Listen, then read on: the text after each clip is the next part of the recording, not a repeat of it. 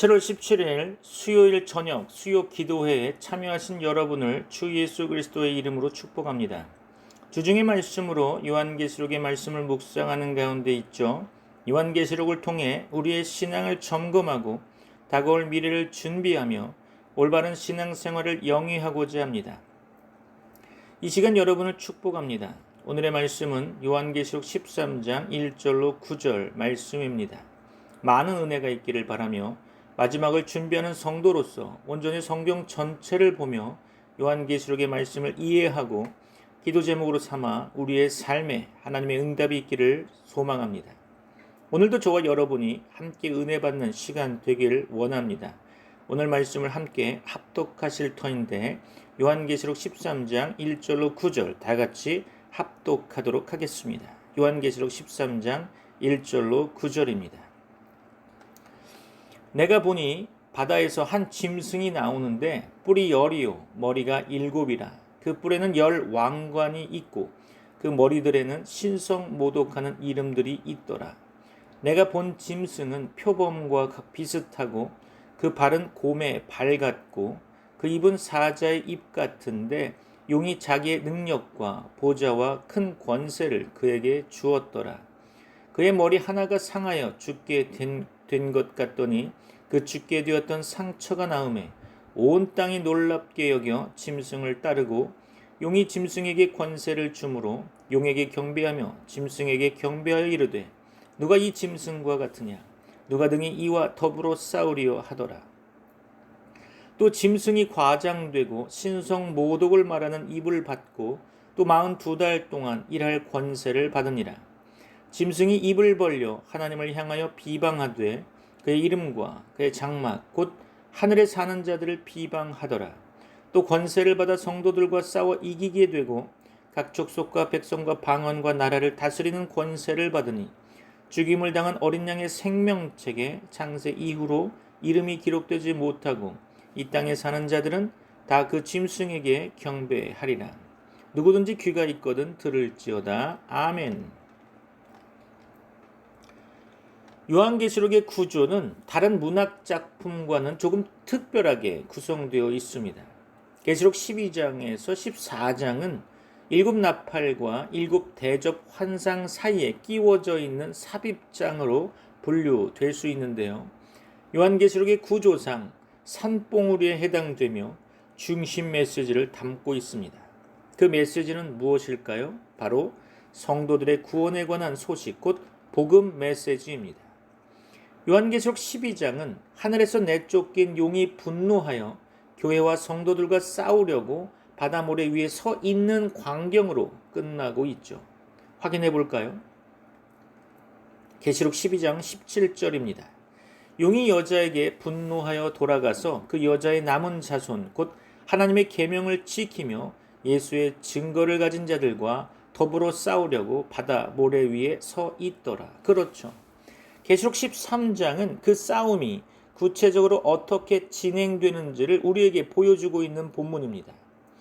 용은 이 전쟁을 수행하기 위해 2마리의 짐승을 동원하고 있죠. 한 마리는 바다에서 올라온 짐승이고 다른 한 마리는 땅에서 올라온 짐승입니다. 용은 삼위일체 하나님을 그대로 흉내내어 스스로 성부 하나님인 척 행세하면서 바다에서 올라온 짐승을 성자 하나님처럼 내세우고 이어서 땅에서 올라온 짐승을 성령 하나님처럼 행세하게 합니다. 그 짐승의 수가 666이라는 거죠. 역사상 수많은 사람들이 666을 신비한 주술적 능력을 가진 숫자라고 오해해 왔습니다. 그러나 666은 그런 신비한 숫자가 아닙니다. 666은 바코드도 아니고 QR코드도 아닙니다. 아울러 전자신분증도 아니고 동물의 몸속에 넣고 있는 칩도 아닙니다. 성경을 기록한 유대의 언어 히브리어는 문자가 숫자를 내포하고 있죠. 그래서 숫자의 의미를 문자로 번역하는 게마트리아 해석론자들은 666이 로마의 황제 네로라고 주장하고 있습니다. 다시 설명드리자면 게마트리아라는 히브리어 알파벳이 나타내는 숫자를 합성하여 그 단어가 지닌 의미를 풀어내는 해석 방법인데요. 네로를 히브리어로 음력하여 게마트리아 방식으로 계산하면 666이 된다는 거죠. 그러나 이런 해석은 절대적으로 옳은 해석 방법은 아닐 것입니다. 이 해석이 옳다고 한다면 666은 네로 황제 시대에 살던 사람들에게만 적용될 뿐 오늘을 살아가는 우리에게 있어서 아무 상관이 없게 되겠죠. 성경은 어느 경우에도 그렇게 말씀을 증거하지 않습니다. 성경은 모든 시대, 모든 사람들에게 보편적으로 적용되는 살아있는 하나님의 말씀이기 때문이죠. 그렇다면 과연 666은 무엇을 의미하는 것일까요? 그것은 짐승 곧 사탄의 소유가 되어 이 세상의 것들을 추구하고 경배하며 우상을 숭배하는 모든 악한 세력들을 총칭하는 것으로 보고 있습니다. 로마 시대에는 노예, 신전의 사제들, 군대의 용병들의 이마나 오른손에 표를 하는 풍습이 있었다고 합니다. 그것은 그들이 그 주인의 소유가 되었다는 표시였기 때문이죠. 이마는 이성을 상징하고 오른손은 행동을 상징합니다. 사도 요한은 요한계시록에서 당시 로마의 이 풍습을 이용하여 하나님의 백성과 사탄의 소유된 불신자를 구분하고 있죠. 사탄은 그의 소유된 모든 불신자들에게 짐승의 소유된 표시로 표를 줄 것입니다. 그 표가 곧 666인 것으로 보고 있는 거죠. 참고로 계시록 13장 16절 볼까요? 그가 모든 자, 곧 작은 자나 큰 자나 부자나 가난한 자나 자유인이나 종들에게 그 오른손이나 이마에 표를 받게 하고, 그렇죠. 여기에서 모든 자는 6가지 부류, 곧 작은 자, 큰 자, 부자, 가난한 자, 자유인, 종들로 기록되어 있습니다. 6은 불완전한 수이며 666은 불완전한 수의 조합인 거죠. 짐승은 모든 자에게 그 표를 줍니다. 우리 성도들도 본질상 진노의 자식이므로 마땅히 그 표를, 그 짐승의 표를 받을 것이었으나 하나님께서는 우리 주 예수 그리스도의 십자가 죽음으로 그 짐승의 표를 제거하시고 성도들의 이마에 어린 양 예수 그리스도의 이름과 아버지 하나님의 이름을 새겨 주셨습니다. 성경에서 확인해 볼까요? 계시록 14장 1절입니다. 또 내가 보니 보라 어린 양이 시온산에 섰고 그와 함께 14만 4천이 서 있는데 그들의 이마에는 어린 양의 이름과 그 아버지의 이름을 쓴 것이 있더라. 아멘. 참고로 14만 4천이라는 숫자도 오해하면 안 될 것입니다. 이단들은 공통적으로 자기들만이 14만 4천이라고 주장하곤 하죠. 그들은 이 구원의 숫자에 들어가기 위해서는 자기들에게 재산과 영혼 등을 헌납해야 한다고 강요하며 성도들을 미혹하고 있습니다. 14만 4천은 구약의 12지파 곱하기 신약의 12사도 곱하기 1000을 세만 것으로 수학적으로 계산하면 14만 4천이 나오죠. 여기서 1000이라고 하는 이 지극히 많은 수를 상징하는데요. 1000이라는 것이 히브리어적 사고에서 보면 지극히 많은 수를 상징하는 숫자입니다. 이는 히브리어의 언어적 관점과 숫자 개념을 이해한다면 쉽게 알 수 있을 것입니다. 히브리어는 문법적으로 최상급이 없습니다. 그래서 3번을 이야기하면 최상급의 의미를 갖게 되는 거죠. 아울러 1000은 10을 3번 곱하여 만들어지는 숫자이므로 많다라는 개념을 가지고 있습니다. 당시 1000은 사람들이 생각할 수 있는 가장 큰 수였다고 합니다. 성경은 성도들에게 지혜가 여기 있으니 총명한 자는 그 짐승의 수를 세어보라 라고 말씀하고 있죠. 곧 하늘의 지혜로 사탄의 미혹을 분별하라는 명령인 것입니다. 오늘날 이 말씀을 악용해서 성도들을 미혹하고 자신의 탐욕을 채우는 가짜 목회자, 가짜 기도원, 가짜 교회들, 곧 짐승에 속한 자들이 얼마나 많아 보입니까? 자, 그럼 본문으로 돌아가서 오늘도 주시는 하나님의 말씀을 통해 하나님의 의중을 깨닫고 우리의 기도 제목으로 삼아 여러분의 삶의 승리가 있기를 소망합니다. 여러분을 사랑하며 축복합니다. 먼저 계시록 12장 17절을 다시 한번 보도록 하겠습니다. 용이 여자에게 분노하여 돌아가서 그 여자의 남은 자손 곧 하나님의 계명을 지키며 예수의 증거를 가진 자들과 더불어 싸우려고 바다 모래 위에 서 있더라. 그렇죠? 이 말씀에 이어 오늘 본문 13장 1절이 이어져 있는데요. 오늘 본문 13장 1절 보려고 합니다. 내가 보니 바다에서 한 짐승이 나오는데 뿔이 10이요 머리가 7이라.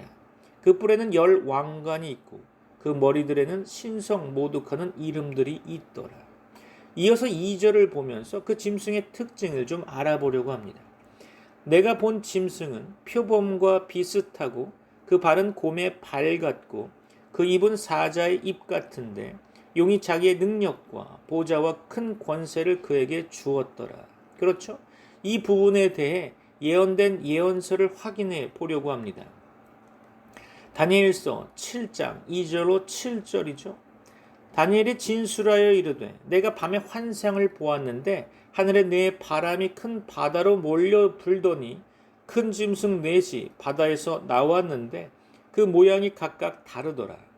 첫째는 사자와 같은데 독수리의 날개가 있더니 내가 보는 중에 그 날개가 뽑혔고 또 땅에서 들려서 사람처럼 두 발로 서게 함을 받았으며 또 사람의 마음을 받았더라. 또 보니 다른 짐승 곧 둘째는 곰과 같은데 그것이 몸 한쪽을 들었고 그 입의 이 사이에는 새 갈빗대가 물렸는데 그것에게 말하는 자들이 있어 이르기를 일어나서 많은 고기를 먹으라 하였더라.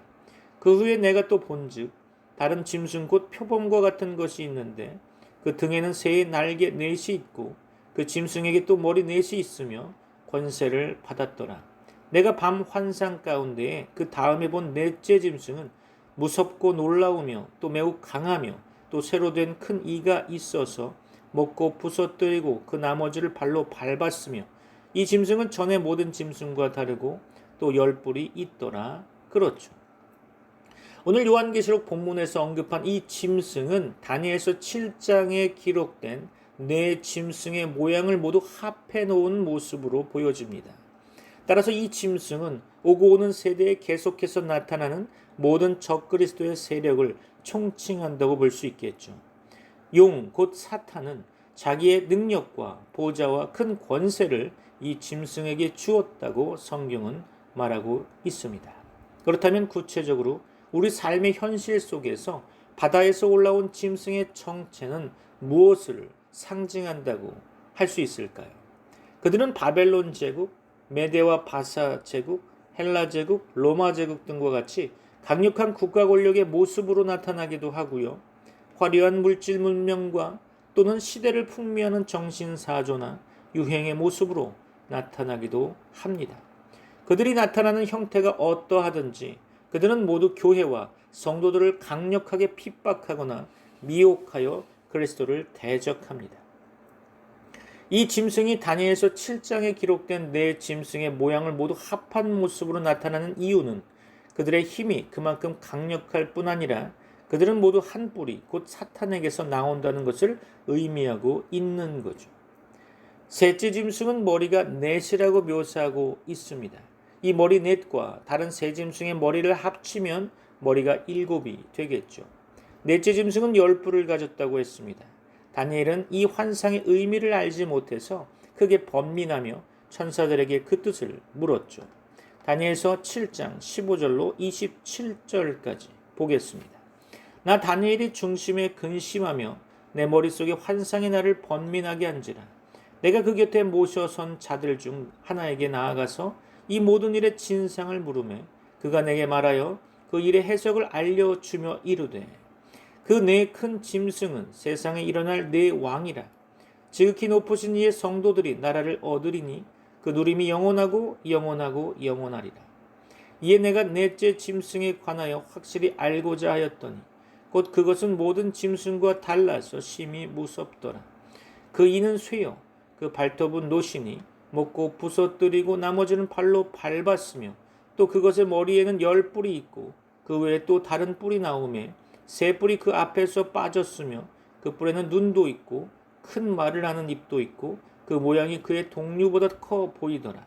내가 본 적 이 뿔이 성도들과 더불어 싸워 그들에게 이겼더니 옛적부터 항상 계신 이가 와서 지극히 높으신 이의 성도들을 위하여 원한을 풀어주셨고 때가 이름에 성도들이 나라를 얻었더라. 모신 자가 이처럼 이르되 넷째 짐승은 곧 땅의 넷째 나라인데 이는 다른 나라들과는 달라서 온 천하를 삼키고 밟아 부서뜨릴 것이며 그 열불은 그 나라에서 일어날 열 왕이요 그 후에 또 하나가 일어나리니 그는 먼저 있던 자들과 다르고 또 새 왕을 복종시킬 것이며 그가 장차 지극히 높아진 이를 말로 대적하며 또 지극히 높아진 이의 성도를 괴롭게 할 것이며 그가 또 때와 법을 고치고자 할 것이며 성도들은 그의 손에 붙인 바 되어 한 때와 두 때와 반 때를 지나리라. 그러나 심판이 시작되면 그는 권세를 빼앗기고 완전히 멸망할 것이요 나라와 권세와 온 천하 나라들의 위세가 지극히 높으신 이의 거룩한 백성에게 붙임 바 되리니 그의 나라는 영원한 나라이라. 모든 권세 있는 자들이 다 그를 섬기며 복종하리라. 아멘. 역사적으로 이 네 나라는 바벨론 제국, 메데와 바사 제국, 헬라 제국, 로마 제국으로 설명할 수 있을 것입니다. 다니엘 7장 23절 말씀 가운데 넷째 짐승은 곧 땅의 넷째 나라인데 그렇죠? 그중 가장 강력했던 넷째 짐승은 다니엘이 특히 알고자 했던 로마 제국이었을 것입니다. 다니엘 7장 21절 가운데 이 뿔이 성도들과 더불어 싸워 그들에게 이겼더니 그렇죠? 그들은 성도들을 박해하고 핍박하여 성도들과의 싸움에서 일시적으로 이기게 되죠. 다니엘서 7장 22절 말씀 보면 옛적부터 항상 계신 이가 와서 지극히 높으신 이의 성도들을 위하여 원한을 풀어 주셨고 때가 이름에 성도들이 나라를 얻었더라. 그렇죠? 이어서 다니엘서 7장 25절 말씀 가운데 그가 또 때와 법을 고치고자 할 것이며 그렇죠. 로마는 실제로 법을 새로 만들었고 태양력에 따라 때를 새로 제정했죠. 다니엘서 7장 25절 이어서 보면 성도들은 그의 손에 붙인 바 되어 한 때와 두 때와 반 때를 지내리라. 그렇죠. 그러나 성도들의 고난은 한 때와 두 때와 반 때뿐이었다고 성경은 기록하고 있죠. 이는 제한적인 시간을 나타내고 있는 것입니다. 이 짐승의 모습은 느부갓네살이 꿈에서 본 신상과도 비슷하죠. 다니엘은 그 꿈을 이렇게 해석합니다. 다니엘서 2장 31절로 45절에 그 해석이 나와 있는데요. 그 가운데 몇 구절만 보면서 다니엘의 해석을 살펴보고자 합니다. 다니엘서 2장 32절로 34절 봅니다. 그 우상의 머리는 순금이요 가슴과 두 팔은 은이요 배와 넓적다리는 노시요 그 종아리는 쇠요 그 발은 얼마는 쇠요 얼마는 진흙이었나이다. 또 왕이 보신즉 손대지 아니한 돌이 나와서 신상의 쇠와 진흙의 발을 쳐서 부서뜨리매. 자, 다니엘서 2장 38절로 42절 볼까요? 사람들과 들짐승과 공중의 새들 어느 곳에 있는 것을 막론하고 그것들을 왕의 손에 넘기사 다 다스리게 하셨으니 왕은 곧 그 금머리니이다. 왕을 뒤이어 왕보다 못한 다른 나라가 일어날 것이요 셋째로 또 놋 같은 나라가 일어나서 온 세계를 다스릴 것이며 넷째 나라는 강하기가 쇠 같으리니 쇠는 모든 물건을 부서뜨리고 이기는 것이라. 쇠가 모든 것을 부수는 것 같이 그 나라가 문나라를 부서뜨리고 찌을 것이며 왕께서 그 발과 발가락이 얼마는 토기장이의 진흙이요 얼마는 쇠인 것을 보셨은즉 그 나라가 나누일 것이며 왕께서 쇠와 진흙이 섞인 것을 보셨은즉 그 나라가 쇠 같은 단단함이 있을 것이나 그 발가락이 얼마는 쇠요 얼마는 진흙인즉 그 나라가 얼마는 든든하고 얼마는 부서질 만할 것이며. 그렇죠? 한 구절 더 볼까요? 다니엘서 2장 45절입니다. 손대지 아니한 돌이 산에서 나와서 쇠와 놋과 진흙과 은과 금을 부서뜨린 것을 왕께서 보신 것은 크신 하나님이 장래일을 왕께 알게 하신 것이라. 이 꿈은 참되고 이 해석은 확실하니이다 하니. 여기서 손대지 아니한 돌이 산에서 나와서 쇠와 놋과 진흙과 은과 금을 부서뜨린 것은 장차 오실 메시아 곧 예수 그리스도에 대한 예언이라고 보여집니다. 참고로 이사야 28장 16절에서 내가 한 돌을 시온에 두어 기초를 삼았노니 라고 말씀하고 있죠. 오늘 보면 계시록 13장 3절을 보면 그의 머리 하나가 상하여 죽게 된 것 같더니 그 죽게 되었던 상처가 나음에 온 땅에 놀랍게 여겨 짐승을 따르고. 그렇죠. 사탄은 언제나 하나님을 흉내냅니다. 사단 마귀는 스스로 자기가 성부 하나님인 것처럼 행세하면서 바다에서 나온 이 짐승을 성자 하나님처럼 행동하게 만들었죠. 오늘 본문 2절 말씀 가운데 용이 자기의 능력과 보좌와 큰 권세를 그에게 주었더라. 그렇죠? 사단 마귀는 일찍 죽임을 당한 어린 양 예수 그리스도를 흉내내서 바다에서 나온 짐승이 마치 그 머리 하나가 상하여 죽게 된 것 같이 꾸몄던 거죠. 오늘날에도 적그리스도의 세력들은 모두 교활하고 교묘하게 그리스도를 흉내내면서 성도들에게 접근하여 미혹하고 있습니다. 오늘날 최대의 적그리스도는 무엇이라 생각되십니까? 다양한 얘기를 할 수 있겠죠. 가짜 복음, 유사 복음, 가짜 목회자, 가짜 교회가 아닐까요? 그들은 광명한 천사를 가장하여 성도들을 미혹하며 실족해 하고 있습니다. 참고로 고린도후서 11장 13절로 15절 말씀 보려고 하는데요. 그런 사람들은 거짓 사도요 속이는 일꾼이니 자기를 그리스도의 사도로 가장하는 자들이니라. 이것은 이상한 일이 아니니라. 사탄도 자기를 광명의 천사로 가장하나니 그러므로 사탄의 일꾼들도 자기를 의의 일꾼으로 가장하는 것이 또한 대단한 일이 아니니라. 그들의 마지막은 그 행위대로 되리라. 그렇죠. 그러므로 성도는 혹시 자신이 적그리스도에 속고 있는 것은 아닌지 주의하며 분별해야 할 것입니다. 오늘 본문 6절 말씀 가운데 짐승이 입을 벌려 하나님을 향하여 비방하되 그의 이름과 그의 장막 곧 하늘에 사는 자들을 비방하더라. 그렇죠. 바다에서 올라온 짐승 곧 적그리스도의 세력은 하나님을 대적하고 비방하며 하늘에서 사는 자들을 곧 성도들을 박해하고 비방합니다. 오늘 본문 7절에서 또 권세를 받아 성도들과 싸워 이기게 되고 각 족속과 백성과 방언과 나라를 다스리는 권세를 받으니 그렇죠. 그들은 성도들과 싸워서 일시적으로 이기게 됩니다. 영원히 이기는 것은 아니죠. 기억하시기 바랍니다. 오늘 본문 5절 말씀 가운데 또 짐승이 과장되고 신성 모독을 말하는 입을 받고 또 42달 동안 일할 권세를 받으니라. 그렇죠. 여기 이 본문을 통해 유추할 수 있는 것은 성도들의 고난이 무한정 계속되는 것은 아니라는 것입니다. 그 고난은 42달, 한 때와 두 때와 반 때 동안만 허용된다는 거죠. 즉 성도의 고난은 언제나 한시적이었다는 것입니다. 믿습니까? 여러분에게 깨닫는 시간이 되기를 바라며 강력한 성령의 임재가 있기를 축원합니다. 오늘 본문 8절에서 죽임을 당한 어린 양의 생명책에 창세 이후로 이름이 기록되지 못하고 이 땅에 사는 자들은 다 그 짐승에게 경배하리라. 그렇죠? 오늘을 살아가는 우리 성도들은 신앙생활을 늘 점검해야 할 것입니다. 혹시 우리가 가짜 목회자가 전하는 짝퉁 복음에 속아 어린 양 예수 그리스도를 섬기는 것이 아니라 짐승을 경배하고 있지는 않은가 점검해야 할 것입니다. 만일 성도라 자칭하는 자가 영분별의 은사가 없어 계속해서 가짜 목회자, 가짜 선교사를 섬기고 있다면 그는 죽임을 당한 어린 양의 생명책에 창세 이후로 이름이 기록되지 못하고 이 땅에 살고 있는 가짜 성도가 될 것입니다. 그는 자기도 모르게 짐승을 경배하고 있는 거죠. 오늘 본문 마지막의 말씀이 의미심장하게 들려올 것입니다. 계시록 2장과 3장에서도 언급한 7교회에게도 하신 말씀이었는데요. 계시록 13장 9절입니다. 누구든지 귀가 있거든 들을지어다. 아멘. 여러분에게 이러한 들을 귀가 있기를 소망하며 또한 그 영적인 귀가 열려지기를 축원합니다. 기도하겠습니다. 이제는 우리 주 예수 그리스도의 은혜와 하나님의 사랑과 성령님의 교통하심이 트리니티 미라클 교회 모든 권속들과 세계 교회 위에 이제부터 영원까지 함께 있을지어다. 아멘. He is the Alpha